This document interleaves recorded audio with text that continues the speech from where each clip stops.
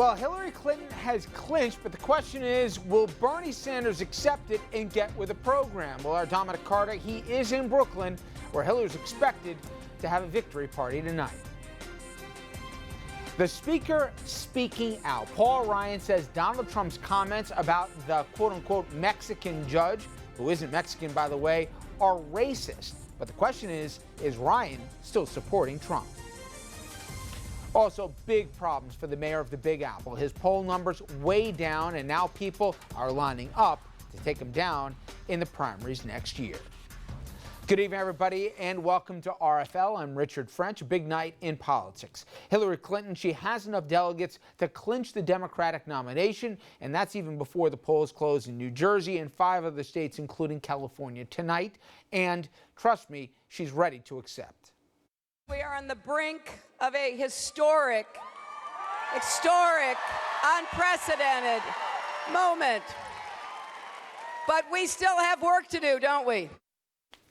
Tonight's expected to be a party-like atmosphere in Brooklyn.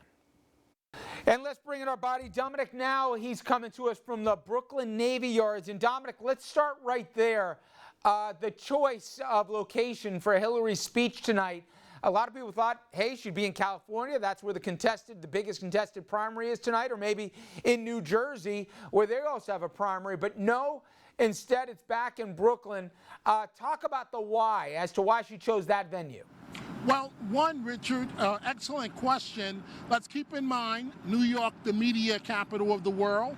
Brooklyn is where her campaign headquarters happens to be, and it's neutral territory. Yes, polling shows she's going to do quite well in just about 2.5 hours in the state of New Jersey, and of course, California on West Coast time. But perhaps she is not in California tonight because it is so close based on the polling. 6 states decided, led by New Jersey and California, and what has been this longer than anticipated campaign. Perhaps that's another reason why she's here tonight, Richard, because Hillary Clinton, as of right now, she's making history as the first woman, but she's not controlling all the marbles, if you will, as of right now. The big question mark on why perhaps she's here in New York, in Brooklyn, is no one knows when Bernie Sanders is going to wave the white flag. All indications are, based on his rhetoric, at least as of tonight, Richard, is that he plans on staying in this contest. Donald Trump's going to expect to speak about an hour before Hillary does tonight. And she's going to be the closer one, obviously, to the 10 and the 11 o'clock newses. To that end, Dominic, does she basically say it's over, it's done, as you would say, finito? Does she still try and treat Bernie Sanders with kid gloves so she doesn't offend his supporters? How does she treat tonight? And do we get a preview of the general election where she just spends all her time going after Trump? Well, I'm glad that you asked that question because it pinpoints, Richard, exactly what is going to happen behind us in just a little bit of time. Expect to hear from Hillary Clinton in a very polite, gentle way that this race is over. She is the presumptive nominee. All that officially waits is the convention. I expect, based on what the folks we've talked to from her campaign, that's what she's going to say, number one. Point number two, the history and the making of being the first woman to be the nominee for a major party. And point number three, what she's going to focus on tonight, Richard, will be party unifying behind her. She has got to start the process, no matter what Sanders does, of trying to unify the party. So I expect for her to focus on those 3 themes. There's a lot of media that's set up inside here, and this is a message, Richard, as you well know, having been out here yourself, that is going to go worldwide tonight, and in effect, officially starts the general election campaign against Donald Trump, Richard. Well, Dom, you and I will be talking later on this evening when the speech right before it begins, and then get some reaction after. Dominic Carter live on the scene down there in the Brooklyn Navy Yards. Thanks, Dom. All right, let's get a snapshot where we are as it relates to the general election. Brand new polls out, and it shows Hillary. She's leading Trump by 5 points. And the other guy on your screen, Libertarian Gary Johnson, obviously he's well behind them, but He is sitting in double digits, and again, a magic number, 15%. If you average that in the polls, he's going to get a seat at the debates. All right, let's bring in our panel right now. Mike Morey, a favorite of the program, Managing Director at SKD Knickerbocker, and Andrew Whitman, our Senior Political Correspondent. And Mike, I start with you. Tonight, Hillary's expected to be coming from the Brooklyn Navy Yards, where we just saw Dominic. She says 9:45, translation, TV time 10 p.m. We'll have that live. She'll have enough delegates. Jersey's polls close at 8 o'clock. And forgetting even California, which I think she might be happy we're not counting it before then.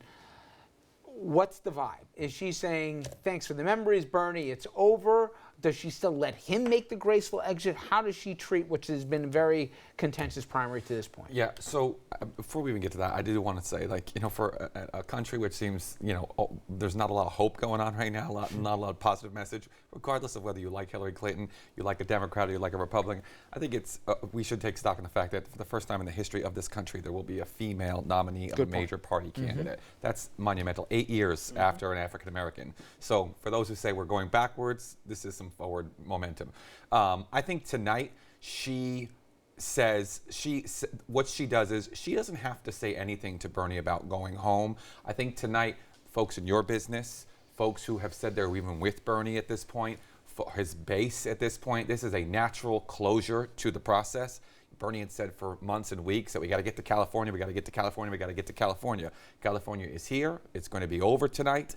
I think that the natural cycle, the natural narrative will make it very clear that the race is over. Even if he wins California? Even if he wins, it is over if he wins, regardless. He has to, for him to win tonight. No, I know that the math is the math. You right. can't get around that. But if he says, hey, listen, I've won California. You look at how this thing's trending. If I get there, yes, superdelegates can pledge all they want, but I can still change their minds. Does he accept the inevitability of the math, even if he wins? Yeah, I think, and his folks are sending out smoke signals at this point, that he's going to think about the race on his way back to Vermont. That's a good signal that he's going to take some time to realize this is over. I think you're going to see his own supporters at this point. I heard on the way over here some of his surrogates on the cable networks were also already laying the groundwork for this being over. I think he knows it's over. I think he will go home probably tonight, spend a couple of days thinking about it. Maybe say he won't actively campaign. Don't expect him to endorse her in the next 24 hours. But I think in a week or two's time, I think the president probably already sent a message this week that this is over and I'm coming out for Hillary. I think we're going to see a lot of praise from Hillary for Bernie's messaging and for his supporters. She's going to try to court them, and this will be the beginning of the unity push. But the notion, she's going to try to allay any concerns among progressives that I'm with you and I represent your interests. I'm sure she'll mention Bernie Sanders by name a couple of times in flattering terms, and it will sort of be the olive branch to his supporters that, you know what, I've heard this message. That message is now part of my message. And frankly, I think Sanders is going to reach out to some superdelegates. And if you're a superdelegate who's already committed to Hillary Clinton, who's now the presumptive nominee of the Democratic Party, why would you switch at this point? You won't. And you won't. But here's my question, Andrew. A few weeks ago, if I said, all right, she's going to have her, in effect, acceptance speech before the convention, we'd all assume she's going to talk about, as Mike said, the history-making element of this evening. First woman in the history of our country, the nominee. She's going to talk about great hopes and dreams for the country and all the rest.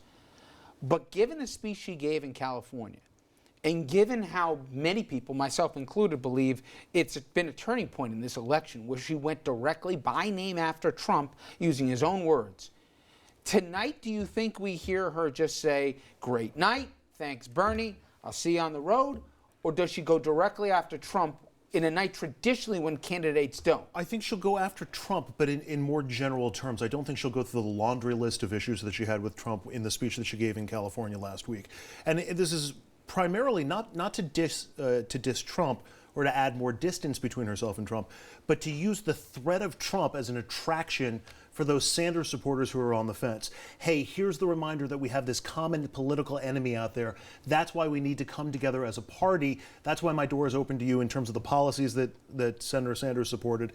But, if you have an interest in those progressive politics, we all lose if Donald Trump is elected. Last question before we go to break, Mike. It was widely reported, I know people, you know people within the Clinton campaign, that they were, disarray may be too strong, but they were still reaching for what their messaging was going to be not too long ago. How do they handle Trump? They didn't really know. And at the same time, how do they handle Sanders and his supporters who were dragging her to the left, even if she won? In some cases, they felt she was losing. Have they figured out their footing right now? Yeah. In fact, I think you are right. And I think part of it was by design, because you had a primary process where no matter what this man said, he still climbed in the polls, and sort of everyone was confounded by this. And what we realized is that was a very insular battle in one really sort of small element of the Republican Party. And so for the last couple of weeks, last couple of months, she's been testing a series of messages. I think they figured it out in the last 2 weeks, which is, at the end of the day, on almost every issue, Donald Trump's position is very self-interested. Donald Trump's position on the housing crisis, Donald Trump's position on whether he wants Mexicans or not depends on whether they're creating his clothing line or not. Donald Trump's position on women is all about whether they provide him some sort of sexual gratification as opposed to, independent worth. And so I think she finally figured it out, that the actual message here is that this guy is not in this for you. This guy is in this for himself.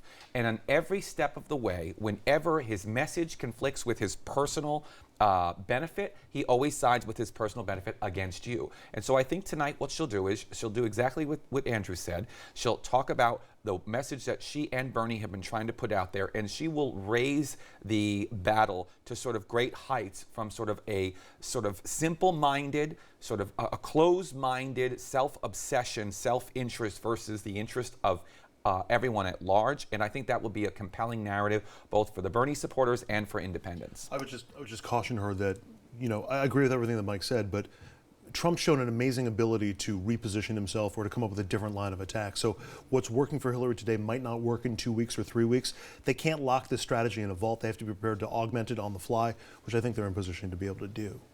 All right, on the other side of the break here, we will take a look at the Republicans and whether or not some have reached their breaking point with Donald Trump and his latest inflammatory comments. If you haven't seen the party schism today here, I think you'll be surprised which names are starting to say, maybe we backed the wrong horse.